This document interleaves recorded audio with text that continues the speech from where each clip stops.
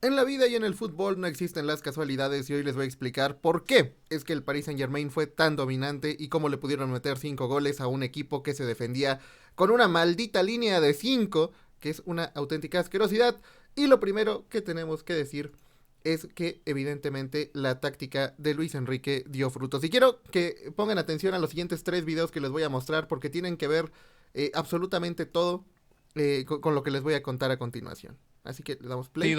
Que demuestran, es que es un lobo parece un hambriento. sprinter, Fíjense un la sprinter. cara de Ousmane Dembélé. Esto Sí, es sí. para presionar. Claro. O sea, no es para meter el gol de su vida o para intentar remontar un partido. No, esta es la cara de Ousmane Dembélé justo en el momento de salir y Me encanta cómo se queda en esa pose como de persona que va a correr los 100 metros planos, es una locura. estar permanentemente ahí. Le ven como si fuera Ben Johnson en los tacos de una carrera de 100 metros para Sí. presionar a Sommer. Bueno, ya lo ha dicho el propio Luis Enrique, es que Dembélé es un fenómeno, futbolísticamente es un fenómeno, un jugador que tiene unas condiciones innatas tremendas y necesitaba un buen entrenador como Luis Enrique para sacarle el 100%.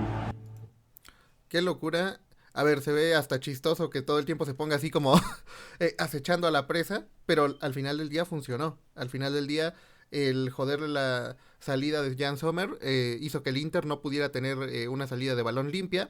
Recurrieron a lo que normalmente recurren, que es dar el pelotazo en largo, y de cualquier manera en ese aspecto también le terminaron ganando pues todas las jugadas a Thuram, que normalmente tendría que estar más arriba, pero no lo hizo. ¿Por qué es importante este clip? Porque Kylian Mbappé tuvo la oportunidad de hacer lo mismo, pero Kylian Mbappé no hizo ni puto caso. Y para eso tenemos que ver el siguiente video. Y yo te he leído que te gustaba Michael Jordan. Michael Jordan cogía de los huevos a todos sus Que por cierto, detallazo, Luis Enrique tiene tan estudiado a Kylian Mbappé que inclusive sabe quiénes son sus ídolos deportivos. compañeros y se ponía a defender como un hijo de puta. Tú tienes que dar ese ejemplo primero como persona y como jugador de ir a presionar. Vas a tener a Cubarsí, vas a ser tú el que va a Cubarsí y a Ter Stegen.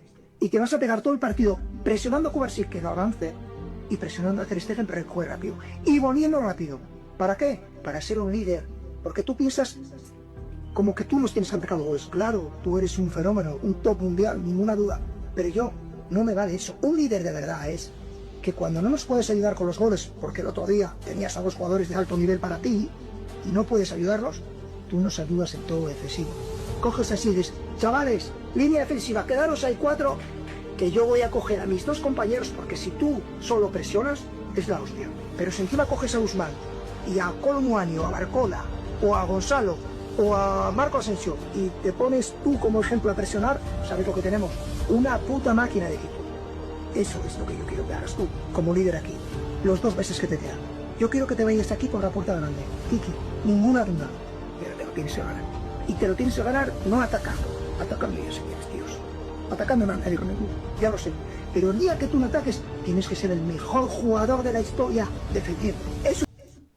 Y ojo aquí, porque cuando dice defendiendo, no está hablando de que se pegue un sprint de 70 metros hacia atrás o de que se quede defender en el área propia. Está hablando de una defensa adelantada, está hablando de presión alta. Está hablando de, yo lo que quiero es que el balón no salga con esa parsimonia, ¿no? No quiero que el rival pueda salir jugando, porque si salen jugando nos van a encontrar espacios. Porque si tienen buenos defensas con buena salida de balón como Cubarsí, o si tienen un portero con buena salida de balón como Ter Stegen, pues va a ser muy difícil poder ganar el partido si les dejamos la salida limpia. Efectivamente, contra el Barcelona, precisamente Barcolá fue quien terminó encontrando todos los huecos con Ronald Araujo y por ahí nos terminaron jodiendo. Pero evidentemente esto de yo quiero que presionen arriba, no defensivamente, insisto, de bajar 70 metros, sino yo quiero que se queden arriba a presionar, es gran parte de cómo es que este partido se terminó ganando. Y un detalle no menor es que no solamente tenían estudiada la salida del balón del Inter, sino que también tenían estudiado a Jan Sommer, porque es un arquero que en el partido contra el Barcelona le atajó absolutamente todo a Lamine Yamal. Y atajó absolutamente todo, inclusive un contragolpe que parecía completamente imposible, donde el Kaiser García lamentablemente pues termina fallando un gol que parecía fácil en principio. ¿Por qué se falló ese gol? Porque los jugadores no sabían a dónde tirar. ¿Y cómo sabían a dónde tirar?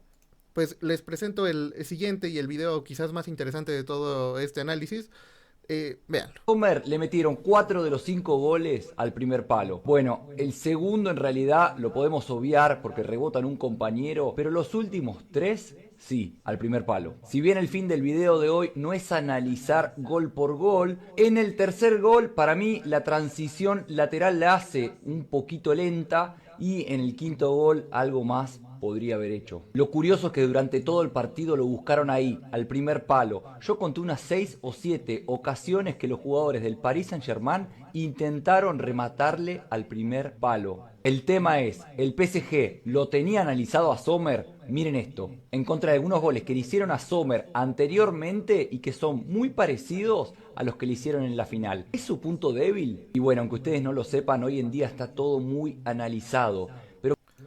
Bueno, evidentemente en el fútbol moderno todo se estudia, no hay ningún preparador que solamente llegue y ya nos ponemos a entrenar, al menos en la élite mundial evidentemente eso no pasa. El Inter claramente no tenía estudiado al Paris Saint-Germain, pero el Paris Saint-Germain sí tenía bien estudiado al Inter y sabían perfectamente que el punto débil del arquero de Jan Sommer es que siempre se avienta a contraposte, siempre se para muy seguro en el primer poste, en el poste que le corresponde al arquero, pero después el segundo poste lo deja abandonado. Después el segundo poste, pues un poquito a su suerte, ¿no? Mira que este es un detalle que me gustaría que en algunos videojuegos de fútbol se pudiera incluir, ¿no? Que tuvieras un palo más fuerte para el arquero o cierta tendencia de me voy a aventar hacia tal lado. Sería más que interesante. Y Jan Sommer es un arquero que siempre queda bien contra los rivales que les gusta cruzar el balón. Insisto, que contra el Fútbol Club Barcelona parecía el mejor arquero del mundo. Y de pronto contra el Paris Saint-Germain parece un arquero digno para descender. ¿Por qué pasa esto? ¿Por qué? ¿Cómo es posible que un arquero tenga tal dualidad? Pues en realidad no la tiene. En realidad es exactamente el mismo portero, solamente que los jugadores del Barcelona no tenían ni la menor ni la más puta idea de hacia dónde tenían que chutarle para vencerlo, mientras que los jugadores del Paris Saint-Germain le estuvieron buscando todo el partido. Y una cosa que me pareció interesante de este video es que además en los comentarios dice si estaba chalala. Bueno, hay un comentario, no sé si por acá me vaya a aparecer otra vez, pero es muy cierto que todo el tiempo, durante todo el partido, el Paris Saint-Germain también estuvo buscando siempre a Di Marco. Y lo tuvieron que sacar. A Mkhitaryan. Y lo tuvieron que sacar. ¿Por qué? Porque defensivamente hablando, no existen. No importa que el rival se defienda con la línea de 5, si al final del día, en esa línea de 5 defensiva, el teórico contención es un jugador que no contiene nada. El segundo jugador que tendría que estar aquí casi de stopper, casi de líbero en el mediocampo, tampoco sirve de nada porque Çalhanoğlu, que es un jugador creativo, que está aquí porque cuando salen jugando, salen con Çalhanoğlu y Çalhanoğlu le da claridad a la jugada porque es el único que tiene talento en el centro del campo. Por lo menos un talento lo suficientemente diferencial para poder salir. Entonces, ¿qué es lo que tenían que hacer? Evitar que le llegara el balón a Çalhanoğlu y automáticamente el Inter no tenía creación de juego. No te tienes que preocupar por los contragolpes si al final del día ni siquiera pueden empezar el contragolpe porque todos los demás son unos auténticos tuercebotas. Y ofensivamente hablando, no te tienes que preocupar por abrir tantísimos espacios porque al final del día están abiertos de por sí. Tienes una banda donde tienen mucha fragilidad defensiva. Mkhitaryan es un jugador que ya está entrado en años, que ya no tiene el cardio que solía tener hace algún tiempo y donde evidentemente puedes filtrarte todo el maldito partido. Pero además esto no es lo único, sino que también quiero que vean esta escena, por ejemplo. Aquí tenemos a Fabián Ruiz, que es un jugador muy inteligente y que siempre estaba haciendo apoyos básicamente en la delantera.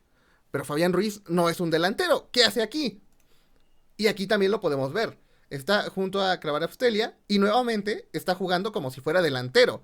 ¿Por qué demonios está haciendo esto? Bueno, si nos vamos ya a la táctica, el Inter con su línea de 5, después los 4 volantes y finalmente Thuram, ¿no? Que se quedaba un poquito aquí hasta arriba. Alguno me dirá, bueno, Thuram y Lautaro. Sí, pero no, porque el Inter al final se terminaba replegando línea de 4, línea de 5 y hasta arriba solamente quedaba un jugador que era Thuram normalmente. Y en algún punto del partido ni siquiera Thuram, o sea, todos estaban directamente encerrados en su propia área. Con esto que consiguió el Paris Saint-Germain, que cuando querían salir a la contra, no había con quién. Literalmente no tenían a nadie con quien salir a la contra.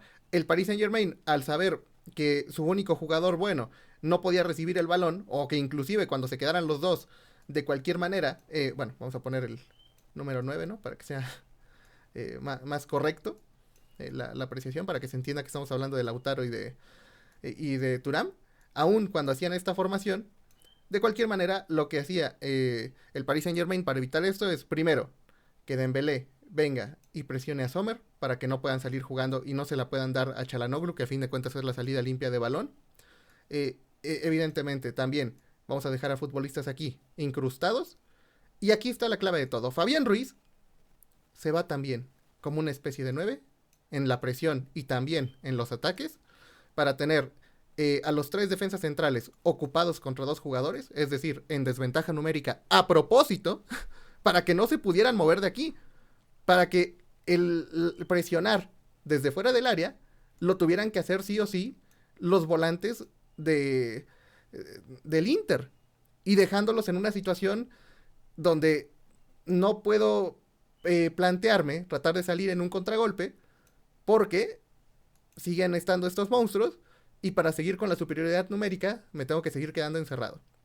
¿Qué pasaba entonces? Que Vitinha, que es seguramente el segundo o tercer mejor jugador de toda la eliminatoria, Vitinha termina en una especie de doble pivote donde se retrasa su posición a propósito junto con João Neves.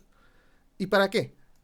Para poder tener aquí la verdadera recuperación del balón, para que cuando la saquen o rebote o lo que sea, les caiga a ellos y tengan la oportunidad de chutar de lejos, donde ya estaban buscándole el primer poste, o, en su defecto, mantener la posesión del balón.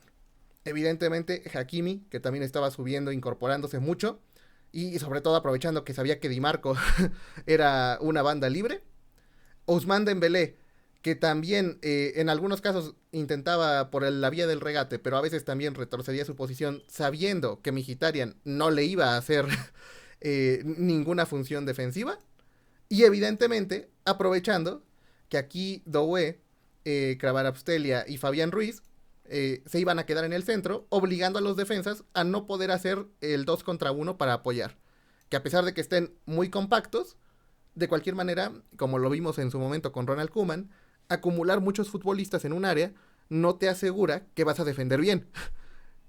Solamente te asegura que tienes muchos futbolistas, pero al final del día, si nadie está haciendo la función de cubrir, o si están en mano a mano, el mano a mano, al menos Mkhitaryan y Di Marco, siempre lo van a perder contra Hakimi y contra Dembélé. Entonces este era el punto débil, y a pesar de que sí, obviamente hay muchos ataques que vienen de la otra banda, por aquí es por donde se abren principalmente los espacios. Por aquí es donde principalmente no hay una marca correcta, y hasta con un poco de suerte en un desvío le termina entrando el balón. Entonces, el Paris Saint-Germain sabía que siempre le tenían que chutar a primer poste. Tenías, para cuando rebotara el balón, a 2 recuperadores que se quedaban aquí incrustados, listos para volver a reiniciar la jugada. Tenías a Fabián Ruiz jugándote simplemente de señuelo, aquí estorbando y yéndose a pelear y a luchar muy duro contra los centrales. Tenías a Dembélé en un mano a mano con Mkhitaryan, que siempre iba a ganar. Tenías a Hakimi en un mano a mano con Di Marco, que todo el partido ganó. Y tenías al Inter, que en algún punto de la desesperación, directamente, inclusive sus delanteros centros, se tuvieron que meter al área. Y esto que permitió que Nuno Méndez, quien era el único que faltaba, también se pudiera incorporar al ataque, y que ya no tuvieran miedo de atacar todavía dándole más profundidad a las bandas, porque qué miedo vas a tener si de cualquier manera no hay nadie esperando el contragolpe. Y esto lo podemos ver, por ejemplo, en los mapas de calor, donde vemos que Hakimi estuvo muy ofensivo, donde vemos que Fabián Ruiz, aunque bueno, se ve que estuvo por todo el campo, aquí podemos ver estas manchitas que son las más interesantes. Obviamente no es que viviera incrustado en esta zona, ¿no? No es que viviera aquí, no me voy a mover de aquí porque tengo que estar todo el tiempo con los centrales. No, evidentemente en algún momento basculaba, se movía por todo el campo, pero su labor más importante durante todo el partido fue la de hacer pues un poquito la acumulación de jugadores, obligando a que los jugadores del Inter tuvieran que quedarse aquí. A que no puedo defender acá porque aquí no hay nadie. Bueno, estaba Vitinha, obviamente, pero me refiero, aquí no hay nadie que nos esté causando peligro ahorita. Pero aquí hay una pareja de jugadores que nos está pudriendo, que son Fabián Ruiz y Kvaratskhelia. Entonces, para poder controlarlos, se tenían que quedar muchos jugadores del Inter aquí, y al final dejaban toda la zona frontal para que Vitinha y Joao Neves estuvieran todo el tiempo aprovechándose y sirviéndose con la cuchara grande, que aquí lo podemos ver perfectamente, ¿no? Que estuvieran controlando toda esa zona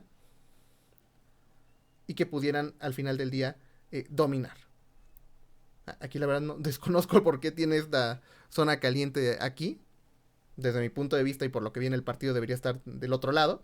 Pero bueno, igualmente se entiende que tuvieron mucho dominio en ese sentido. El mapa del Mosquito es interesante porque Dembélé, aparte de estar por zona central, evidentemente también estaba por las bandas. ¿Y por qué es importante que estuviera por las bandas? Pues porque tiene que generar peligro, y qué peligro mejor que estarle jodiendo la vida a Di Marco, que claramente no podía aguantarle la marca. Entonces, gracias a los mapas de calor, podemos ver perfectamente como todos los jugadores del PSG, porque también intercambiaron muchas posiciones, estaban por todo el maldito terreno de juego, y sobre todo obligando a que los jugadores del Inter se tuvieran que quedar replegados y que se dominara, insisto, sobre todo, ¿dónde estoy yo, Neves? Sobre todo esta zona de la contención, por así decirlo, esta famosa zona 14, que la tuvieran súper dominada, y que de esa manera el Inter no tuviera nada que hacer al momento de intentar salir. Que la labor de Fabián Ruiz me pareció heroica. Obviamente a veces iba por fuera, dependiendo si Kvaratskhelia iba por dentro, pues entonces él iba por fuera y viceversa.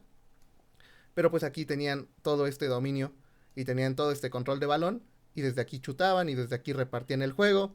Y el Inter, que ya no sabía ni por dónde le estaban lloviendo, porque solamente veían jugadores blaugranas a su alrededor. Y nada, pues este es en sí el resumen táctico de cómo es que dominaron tanto. Bueno, primero porque en la alineación eran superiores. Segundo, porque encontraron los puntos débiles en una defensa de 5, que es muy difícil encontrarle huecos. Se dieron cuenta que en el mano a mano había dos jugadores que básicamente no existían a nivel defensivo. Y que se dieron cuenta que Jan Sommer solamente parecía buen portero porque siempre se aventaba esperando el típico tiro Messi, ¿no? El típico tiro al palo que le queda lejano al arquero. Pero en cambio, al palo del arquero se come goles tontísimos. Y le buscaron por ahí todo el maldito partido. Y por supuesto, la clave de Dembélé, que es que estuviese todo el tiempo, o bueno, o Dembélé, o cualquier número que le quieran asignar ustedes, ¿no? Es igual, que a fin de cuentas todos estos roles son intercambiables, y sabemos que en un partido no es un videojuego de fútbol donde el jugador siempre se queda en la misma línea, ¿no? O sea, en el mundo real, en el fútbol real, te vas moviendo según lo requiera el partido. Pero es muy interesante ver como Ousmane Dembélé, aparte de que estuvo intercambiando posiciones y que más atrás y que más adelante y que creó juego y que todo, que aprovechara tanto su regate y su mano a mano para estar volviendo loco tanto como a Mkhitaryan como a Di Marco, que sinceramente los tuvieron que cambiar prontamente porque ya no sabían qué hacer ante tal ataque avasallador, ante un ataque que estaba muy bien estructurado y ante un dominio posesional y posicional que fue simplemente brutal, y ante una presión alta, que aunque parece una tontería, el simple hecho de hacer que no le pudiera llegar el balón a Çalhanoğlu, significaba que el Inter no tenía juego. ¿Cuál es la mejor manera de evitar un contragolpe? Que el creador del contragolpe no pueda tener el balón. Si este güey no toca el balón, ¿quién va a mandar el contragolpe? Quizás Varela, sí. Quizás Mkhitaryan, sí. Pero cuando perdían el balón, lo perdían prácticamente en su portería. Lo perdían prácticamente a un pase de gol. Y entonces el Inter no se arriesgaba y prefería sacar en largo, perder el balón, y volvía a empezar el baile del Paris Saint-Germain. La jaula de la que el Inter no pudo salir. Mira que es irónico que el Inter sea famoso por una táctica de José Mourinho, que fue precisamente la jaula, que le habían hecho a Lionel Messi, para dejarlo sin opciones y sin alternativas, y donde iban intercambiando, pero que todos le iban a dar leña a Messi, y que hoy en día les hayan hecho la jaula, solamente que en lugar de en la portería propia, en la portería rival. Qué ironía, que le hicieron la jaula al Inter, y que no lo dejaron salir de su propio área, y que ahí es donde los terminaron matando a cañonazos y a disparar y disparar y disparar. Además, obviamente, de que hubo algunos recorridos defensivos muy buenos, por ejemplo, de Kvaratskhelia, que bajaba a defender prácticamente hasta su mitad del campo para recuperar balón y para volver enseguida al ataque, porque entendía que este era un partido de vida o muerte, porque entendió que este era un partido en el que solamente había una oportunidad de ser campeones y no la desaprovechó. Y esto es realmente impresionante, considerando que estamos hablando de un Inter que se defiende muy bien y cómo partieron de un 4-3-3 a terminar siendo prácticamente un 2-2, porque pues, nuevamente tenemos aquí nada más a los contenciones. Y después, pues no sabría si considerar a estos como parte de la línea. Quizás podríamos dibujarlo así, como una 2-4-4, ¿no? Si lo quisiéramos ver en plan videojuego. Una 2-4-4, donde tienes a 4 recuperadores. Donde ya también Hakimi ya estaba súper adelantado todo el tiempo. Nuno Mendes, Nuno Mendes estaba todo el tiempo adelantado. Y estaban estos basculando entre que voy acá para recuperar, pero también vuelvo a subir para mandar centros, pero vuelvo a bajar para recuperar. Y en esta estructura, en una estructura de 2-4-4, que parecería la típica 4-4-2, pero a la inversa, ¿no? Porque todos los jugadores de banda están aplastando al rival, lo están comprimiendo, lo están enjaulando. Bueno, creo que ya me extendí mucho con este análisis, pero creo que merecía la pena, si iba yo a hacer un análisis, hacerlo bien y hablar de todos estos detalles. Insisto que eso técnicamente sería una 2-4-4. Algo que me fastidia mucho de los videojuegos de fútbol, que ya no tiene mucho que ver, es que, por ejemplo, no se puede hacer presión alta. Alguno me dirá, bueno, pero en el PES puedes poner instrucciones avanzadas y más o menos presionas. En el Football Manager le puedes poner tapar pases del portero. Sí, pero al final tu equipo termina defendiendo en bloque medio. O sea, no importa lo que hagas, en ningún juego de fútbol, del que me digan, no puedes hacer verdadera presión alta. Simplemente no se puede. Tú no puedes mandar a tu lateral a todo el tiempo estar presionando directamente a la salida del rival. O no puedes mandar a 2 jugadores a presionar a los defensas. Primero porque estaría rotísimo en un videojuego, obviamente. Imagínate, pondrías a puros jugadores con recuperación 90 y el rival jamás saldría de su portería. De hecho, esto me recuerda un poco a la estrategia que le plantó el Aston Villa, si no me equivoco, al Manchester City en un partido en el que el City tuvo 0 tiros. Sí, o sea, lo dejaron seco. Directamente el Manchester City no pudo ni salir de su área porque le hicieron esto. Lo estaban asfixiando, lo estaban comprimiendo y como no podían salir jugando y no querían tirar pelotazo, pues al final perdieron. Perdieron de manera miserable. Sin poder, o empataron, no me acuerdo, pero el punto es que la táctica fue tan efectiva que fue un baile, o sea, fue un baile total en el que no le dejaron jugar al City. Y yo creo que esto, en un videojuego de fútbol, sería divertido, porque claro, si me equivoco, casi es gol seguro, porque es mano a mano atrás. Pero si no me equivoco, te meto una goleada, porque no puedes salir de tu portería. Y que en los videojuegos de fútbol pudieras hacer esto de déjame jugármela, de déjame hacer mi táctica rara, y divertirme, porque para eso es un videojuego, para ver una simulación. En la vida real te despedirían si haces esto muy seguido, pero en un videojuego pues pasa que si pierdes la partida, cargas partida o la reinicias o lo que sea, y sería muy divertido poder hacer esto. Al menos a mí me encantaría un videojuego de fútbol donde, oye, estás asfixiando al rival, recuperas acá y lo cañoneas y aquí tienes un jugador que tenga buena pegada, o aquí, o los dos, y mejor, ¿no? Y creo que eso realmente le falta a los videojuegos de fútbol. O sea, en serio, no entiendo cómo no hay, aunque sea un mod o algo para el FIFA, para el eFootball o cualquier cosa, que te permitiera hacer este tipo de presión tan agresiva. Porque al final en los juegos, insisto, siempre terminas en un bloque medio, que sí, con todos los jugadores muy juntos, pero sigue siendo un bloque medio. Sigue siendo un tipo de fútbol entretenido, pero no realmente súper divertido, no realmente dominador, como sería bueno. Y pues nada, fantasías mías que me gustaría vivir, un videojuego que realmente tenga buena táctica, que realmente los conceptos reales del fútbol fueran aplicables, al menos para hacer una simulación. O sea, ya ni siquiera para solamente por jugar, sino ya al menos para tener esa sensación de imitar la realidad, esa sensación de poder jugar kamikaze, que a fin de cuentas en un videojuego pues sería divertido porque qué importa, ¿no? O sea, No es como que se pierdan vidas, no es como que pase algo. Y en cambio en la vida real pues puedes perder millones de dólares por querer jugar como el Manchester City y descubres que tus jugadores son unos tuercebotas y que pierdes todos los balones y que te terminan marcando una goleada por idiota. Pues puede pasar, ¿no? O sea, que imagínate, en un Football Manager quieres empezar en la sexta división en la Baraná de Inglaterra o de México, porque tengo el mod que me agrega hasta la sexta división mexicana. Ni siquiera sabía que existía. Varios de los equipos de la sexta son equipos ficticios o equipos que desaparecieron pero que los agregaron al juego por diversión y con jugadores horribles.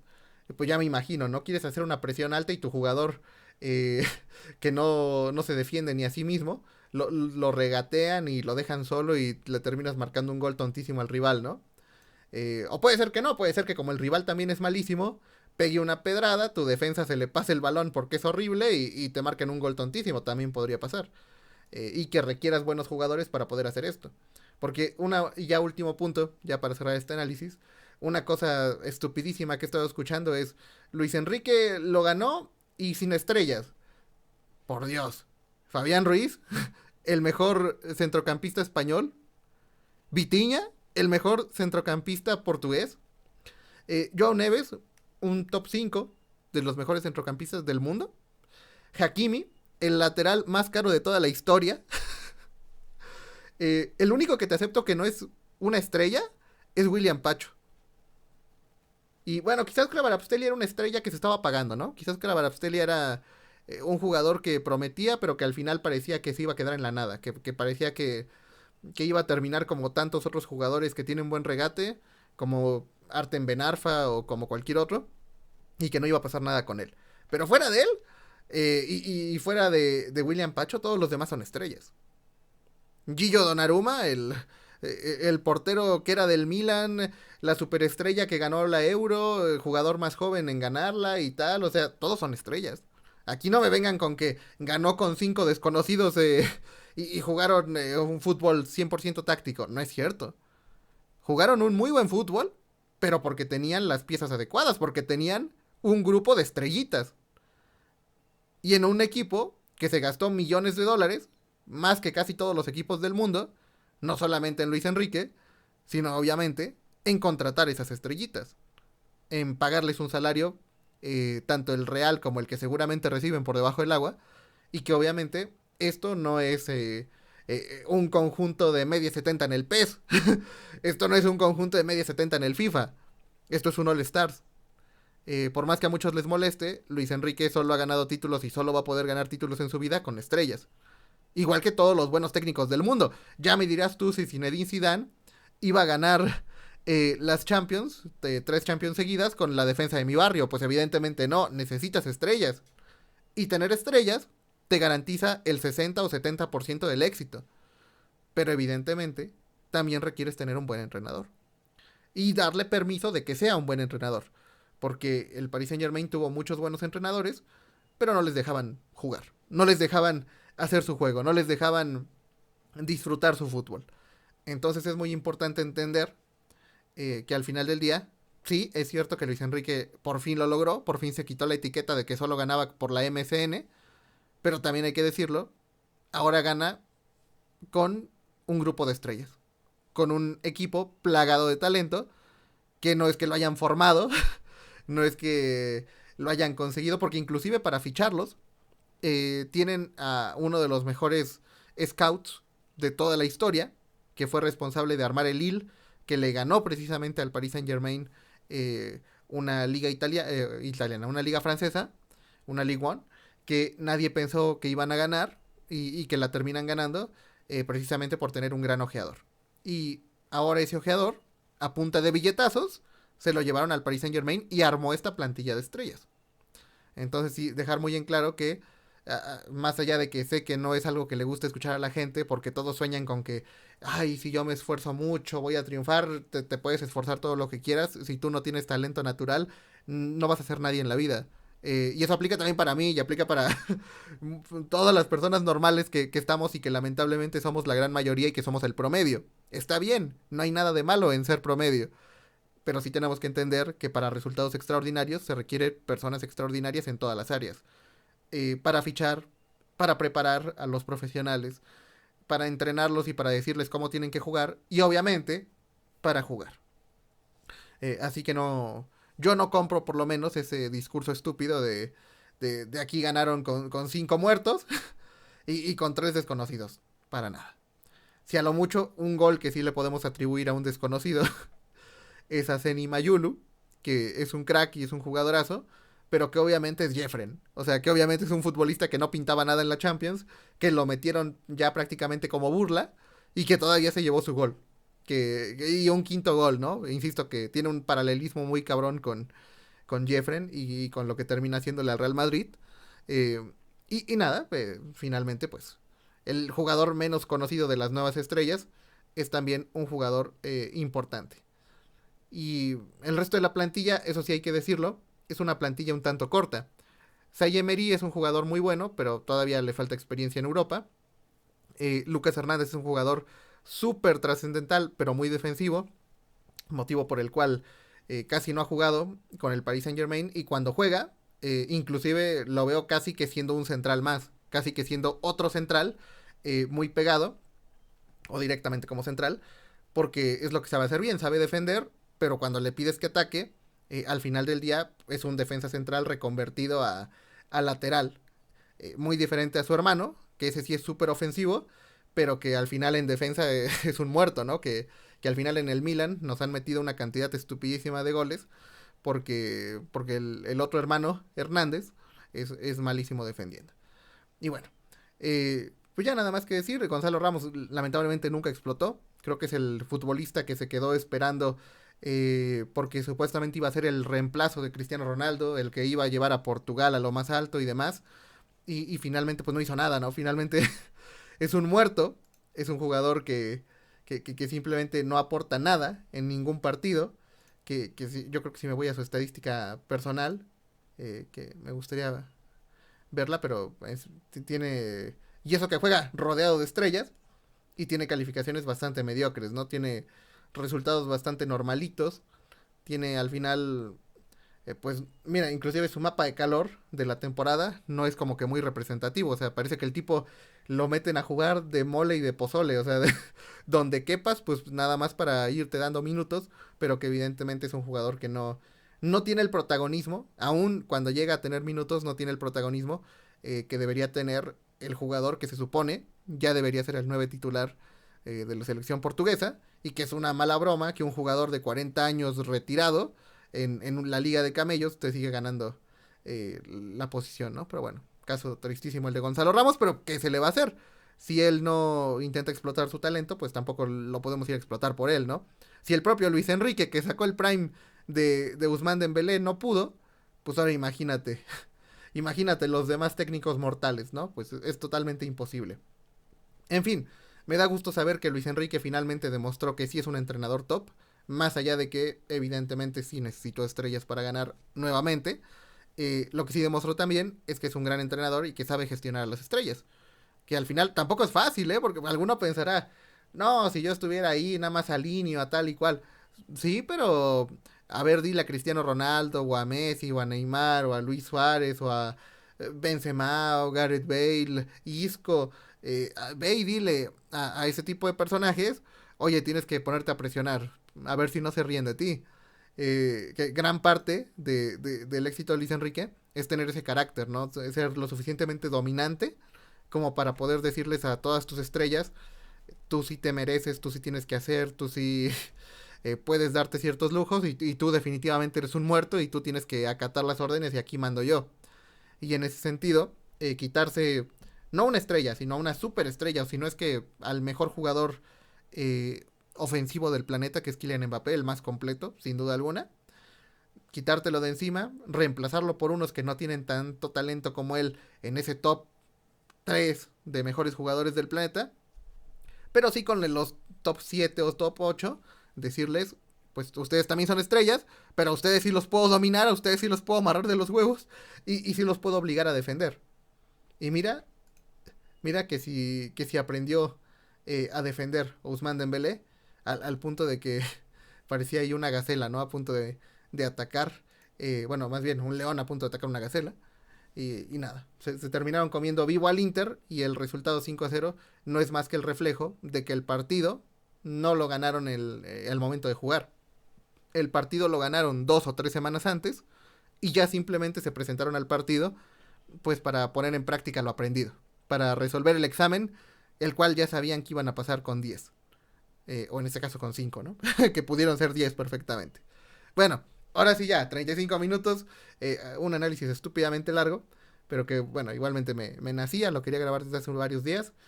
Para los que me dijeron, es que nunca hay video, ya llevas cuántos días, vago de mierda, ponte a grabar.